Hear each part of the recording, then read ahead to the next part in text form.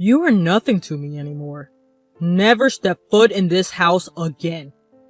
I was shouted at by my father, and supported by John, my soon-to-be husband.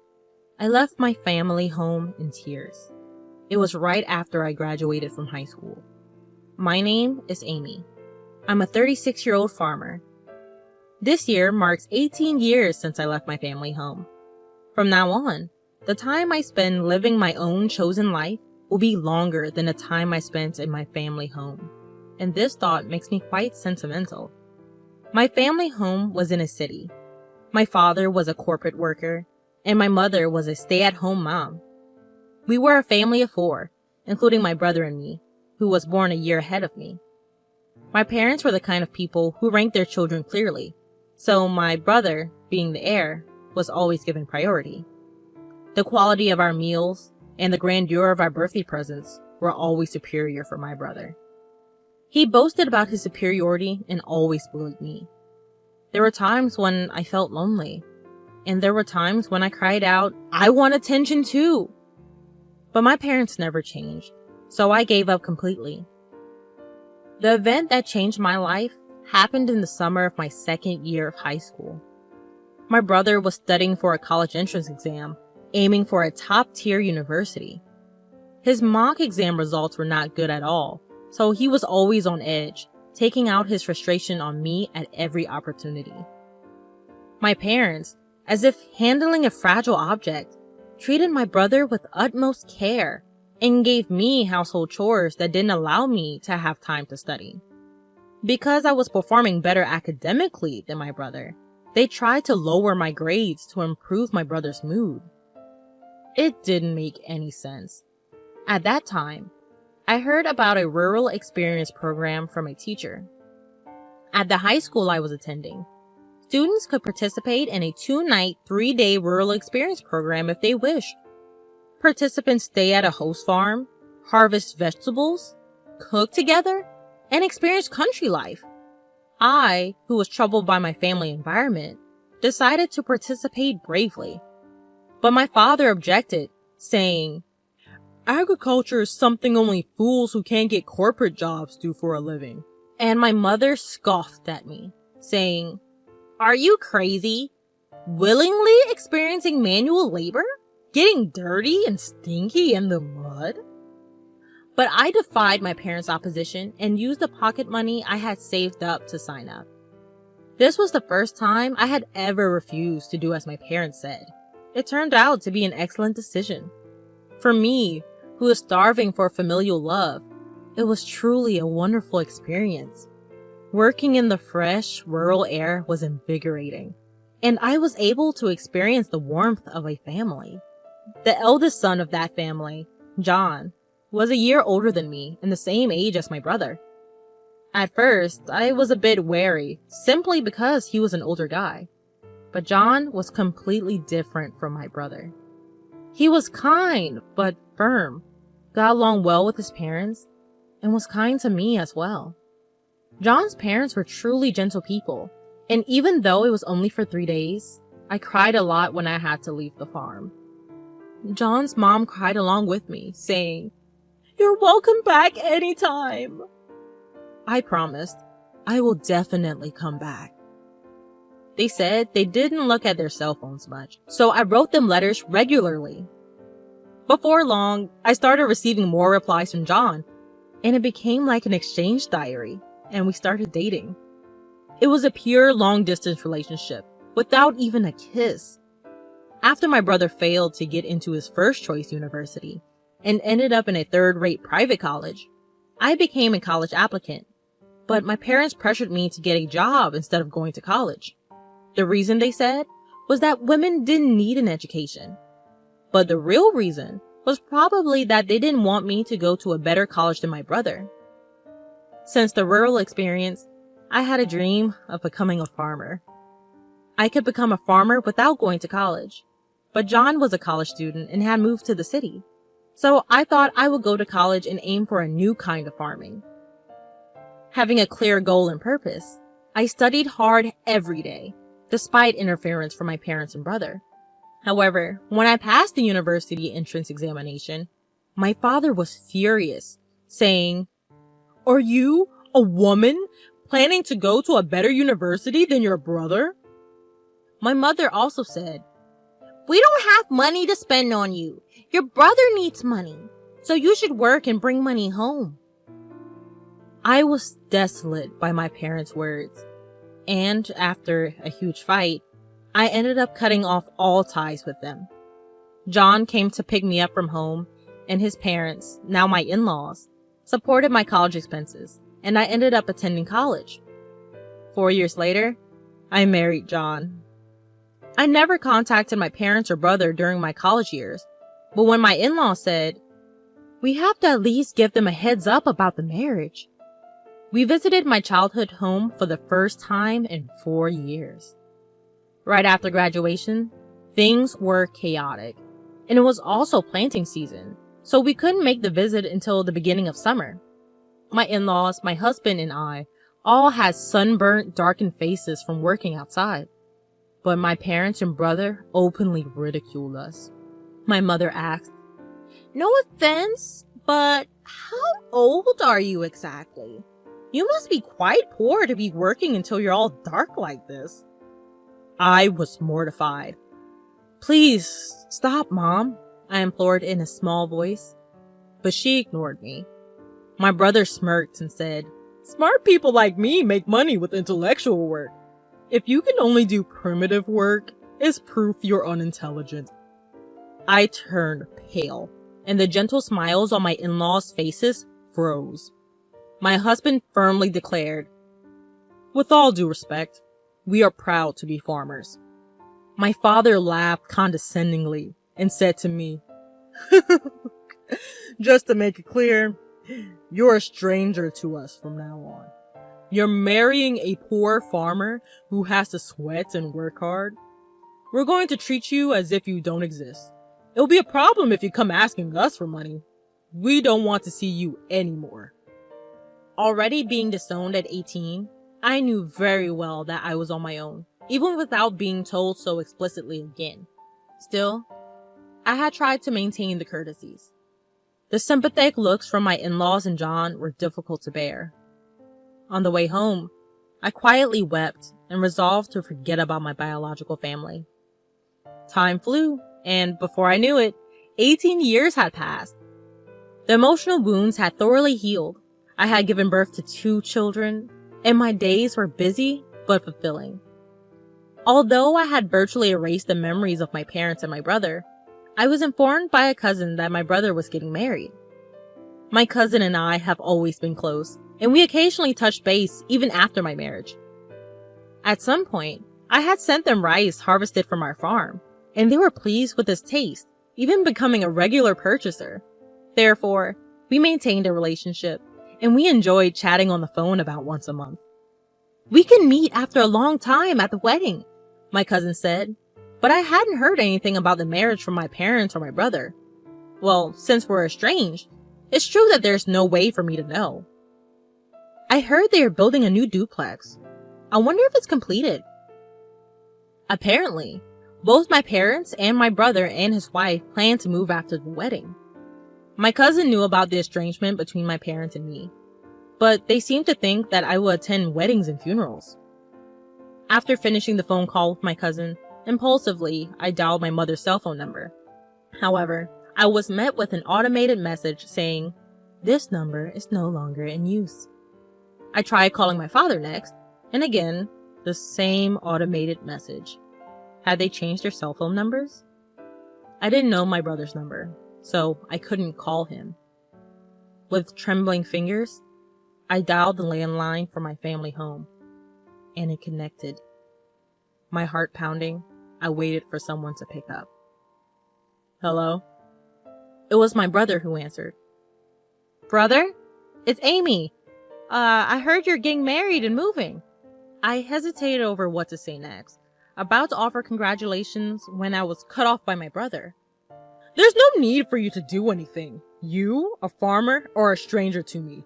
Don't call me." My brother just yelled and hung up the phone. I rushed to call him back, only to find that I was already blocked. This was harsh. No matter how much he hated me, we were still family. It hurt to be rejected like this. Seeing my distress, my husband was concerned and gently asked, "What's wrong? Did something happen?"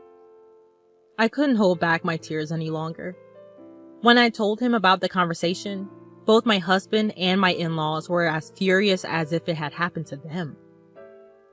"Your home is here, Amy. Your family is us here," my mother-in-law reassured me. Her words moved me to tears. I wish she was my real mom. She cared about me much more than my blood-related mother did. My father-in-law also comforted me, saying, "You're happy now. That's all that matters. No need to get hurt. The one who laughs is the winner." My husband added, "Let's take them as a bad example and make sure we don't turn out like that." Even our children, not knowing the situation, hugged me tightly. Thank you, everyone. I felt a warmth in my heart, realizing how happy I was now, even though I wasn't blessed with a supportive biological family. However, things took a drastic turn when my business was featured on national television. My in-laws were originally large-scale grain farmers in the American Midwest. They also grew a wide variety of vegetables and fruits, but a lot of produce didn't meet the standards. I had studied food business in college and spent a lot of time figuring out how to sell all the produce without any waste. I started an online business selling jams, juices, and pickles made from slightly damaged fruits and vegetables that couldn't be sold as they were. Backed by the local farmers union, my business was a huge success. It was a hit with moms who wanted to feed their children safe, domestically produced food, and seniors who wanted to taste nostalgic homemade pickles. I built up the company with young women who, like me, had married into farming families and unemployed young people. It had grown into a $5 million business. Our success story was covered in an in-depth report. After the TV broadcast, we received a lot of attention and calls from various people. In addition to orders and inquiries, there were calls for business transactions and interview requests. Both the company's phone and my personal smartphone wouldn't stop ringing. So when a call came in from an unknown number, I picked it up without thinking. But surprisingly, it was my brother. I suppose he's seen the national television as well. He must have heard about my success. Barely exchanging greetings, he said, "I'm thinking of starting a business. Can you lend me some money?" Excuse me? My answer to that would be no. I felt a strong aversion and coldly rejected his request before hanging up. Then he called again. "Stop arguing and give me the money. If a woman like you can start a business and make money, I'm bound to be successful," my brother incessantly screams. That's not how someone who wants to borrow money should behave, and I wonder where he gets that confidence. It's funny, because it was my brother who said that I, a simple farmer, was a total stranger to him.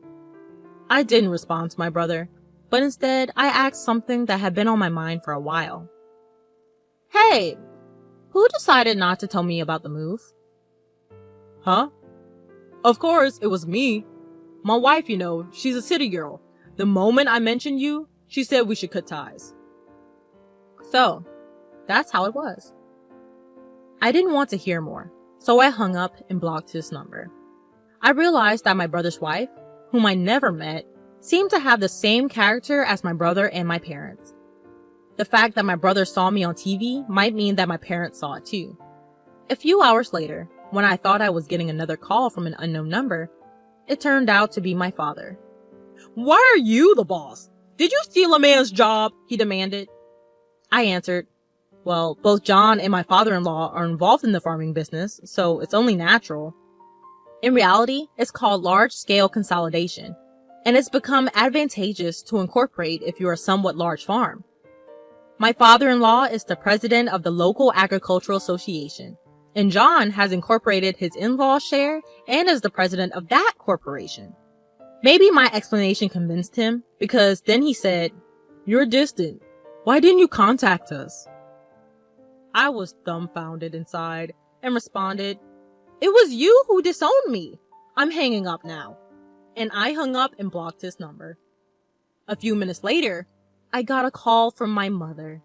Why aren't you giving your brother money? You're making $500 million a year, aren't you? Send money home. We're your real family. Have you forgotten all the favors we've done for you, raising you up? At least give us $300 million. Or at least $250 million. My mother was the most aggressive of all. Even though the business makes $500 million, that's total revenue. After paying for expenses and employee salaries, I barely have any left over. I exaggerated a bit, and my mother instantly retorted, You're lying! There's no way that's true! I was getting irritated. My mother persistently demanded money, but I wondered if she wasn't embarrassed. I'm not going to send money, whether I have it or not. We're strangers, I said, then hung up and blocked her number, of course. I thought that was the end, but I was wrong. My parents and my brother, and my brother's wife, who I'd never seen before, showed up uninvited at my in-laws' house. My father said, "Hey Amy, you want to hear the surprise? I'm revoking the disownment." I was stunned at how desperate they were for money. My mother-in-law asked, "What on earth is going on with you people?" Expressing their discomfort. Even my father-in-law and mother-in-law were glaring at my parents in silence, and the employees around had gathered, looking at my parents with stunned faces. My brother must know he is not welcome here either. Huh? The real blood-connected family is us.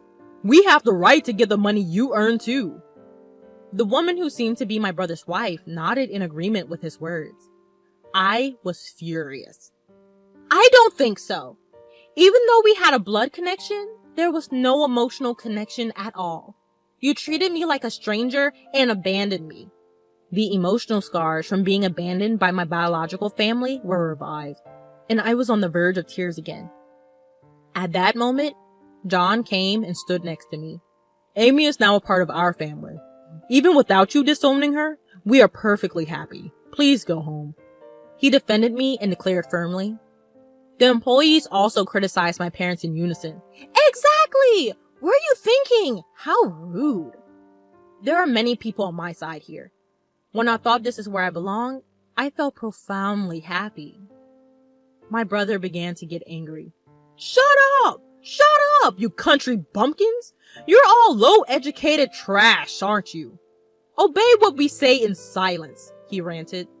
Then John replied, Well, both I and my father are Ivy League graduates, and Amy has graduated from a well-known university for agriculture, casually revealing our educational background. What? Despite being graduates of top universities, why are you farming? My brother yelled in surprise. Perhaps for my brother, who graduated from a low-ranking university, the title of university graduate was his only pride, and he probably didn't expect to lose in terms of educational background. With a cool face, John said, Farming is a respectable profession. We can fully utilize what we've studied in college. I couldn't help but burst into laughter at that scene. Brother, you've lost to John in everything. I managed to laugh and somehow felt relieved. Maybe I was too afraid of my brother and parents. Let me say this clearly one last time. We are already strangers. I stopped speaking for a moment, deliberately changing to a polite tone. So I can't lend or give money to strangers. Please leave. If you make a fuss or act violently, I'll call the police and take legal action. I declared our severance clearly. My in-laws and husband subtly came closer to me to protect me from harm by my parents and brother. I was deeply moved, feeling truly cherished. The employees also shouted at my parents, Get out of here! Go home! My parents, my brother, and my sister-in-law glared at us with resentment, but they couldn't say anything more and could only retreat. Afterward, according to a story I heard from my cousin, my brother and parents tried to get rich quick and started a business with debts instead of borrowing money from me, but their arrogant character led to a big failure. Now, they seem to be on the verge of bankruptcy, but I'm a stranger now, and I have no intention of getting involved anymore. As for me, my work is going well. And I'm surrounded by a true family of respectable in-laws, a loving husband, and adorable children. I will cherish each day while savoring the happiness of life.